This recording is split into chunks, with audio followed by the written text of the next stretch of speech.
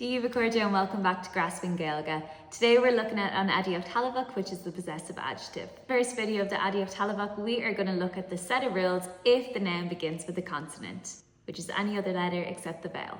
Before we dive into the rules, you need to know the following. You need to know how to say mine, yours, etc. as Gaeilge, and here is how you do so. Once you know these, here are the set of rules if the noun begins with a consonant. For example, if you're saying my coat, you add a shevu as you can see here, so it would be mo chota. Do plus shevu, do chota. This time the boy gets a H, so it's a chota, his coat.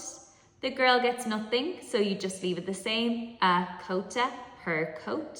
If you want to say our coats, for example, our goatee, your coats plural, vur goatee, and then their coats, a goatee.